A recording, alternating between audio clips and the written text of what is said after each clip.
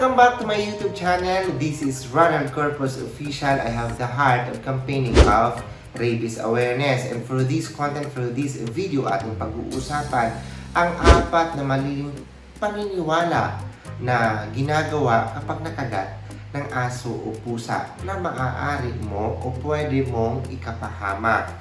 Ating pag-uusapan as in now na. Una, paduguin ang sugat para matanggal ang virus. Ito'y maling paniniwala dahil hindi napapatunayang natatanggal ang rabies virus sa pamamagitan ng pagpapadugo ng sugat. Maaari pa itong magdulot ng mas maraming pinsala, impeksyon at pagdurugo. Ang tamang gawin, una, hugasan agad ang sugat gamit ang umaagos na tubig at sabon sa loob ng 15 minuto. Pangalawa, lagyan ng antiseptic kung meron. Pangatlo, magpatingin agad sa pinakamalapit na Animal Bite Center o ABTC o health facility para sa tamang bakuna at gamutan. Pangalawa, maaring gamutin ito ng mga tradisyonal o halamang gamot. Ito ay maling paniniwala dahil walang siyentipikong ebidensya na anumang tradisyonal o halamang gamot ay nakakapatay o nakakaalis sa rabies virus. Ang paggamit nito ay nakakapagpaligaw sa tamang gamot at nagdudulot ng delikadong pagkaantala.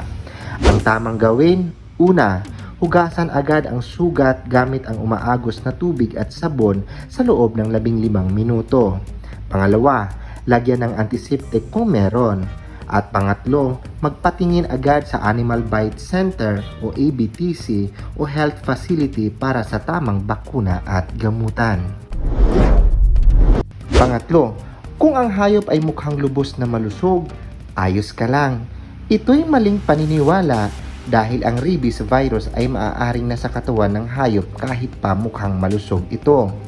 Maaaring hindi nagpapakita ng sintomas ang hayop pero nakakahawa na ito. Huwag umasa sa itsura ng hayop. Ang tamang gawin, una, hugasan agad ang sugat gamit ang umaagos na tubig at sabon sa loob ng 15 minuto. Pangalawa, lagyan ng antiseptic kung meron. At pangatlo, magpatingin agad sa Animal Bite Center o ABTC o health facility para sa tamang bakuna at gamutan. Number 4. Tanging malalaki at malalalim na kagat ang nangangailangan ng bakuna. Ito'y maling paniniwala dahil ang totoo, lahat ng kagat, kalmot o dilaan sa sugat mula sa aso o pusa, kahit maliliit o hindi malalim, ay pwedeng makapagdala ng rabies virus. Ang tamang gawin, una, hugasan agad ang sugat gamit ang umaagos na tubig at sabon sa loob ng 15 minuto. Pangalawa, lagyan ng antiseptic kung meron. At pangatlo, magpatingin agad sa Animal Bite Center o ABTC o health facility para sa tamang bakuna at gamutan. So, yun lang ang maishishare ko na sana itong apat na paniniwala na ito yung apat na maling paniniwala ay matigil na.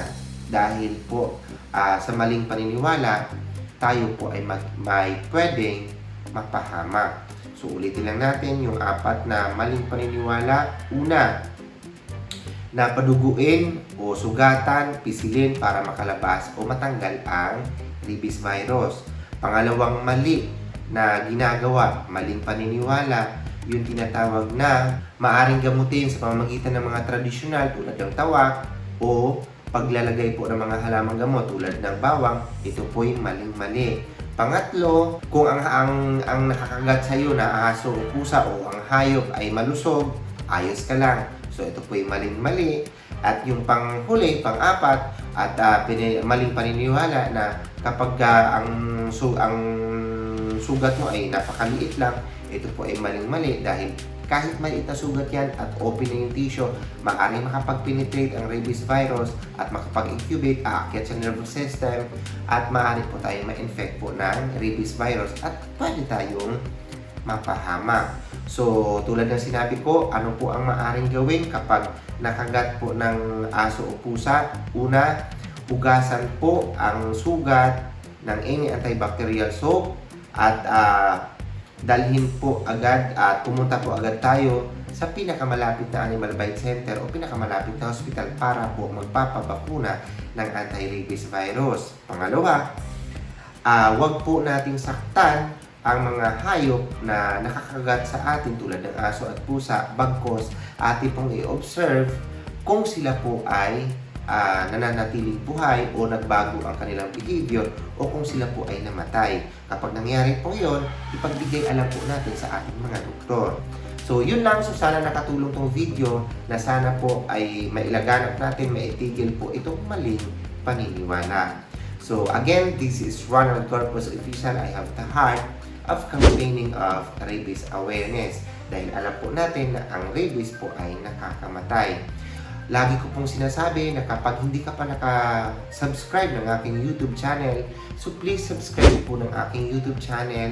And kung ito po ay nagustuhan nyo, so paki-like. And kung ito po ay karapat-dapat i-share, so i-share po natin para po sa kaalaman nating lahat. And mag-leave po kayo comment any suggestion, opinion for the next vlog or additional information about this content. So don't hesitate to leave a comment. And pinaka-importante mga ka-official is huwag nyo kalimutang i-click ang ating notification bell para updated kayo sa lahat ng video na gagawin ko dito sa YouTube. Nagpapasalamat din po ako ng buong-buo sa inyong walang sawang suporta ng aking YouTube channel. I love you all. Aww.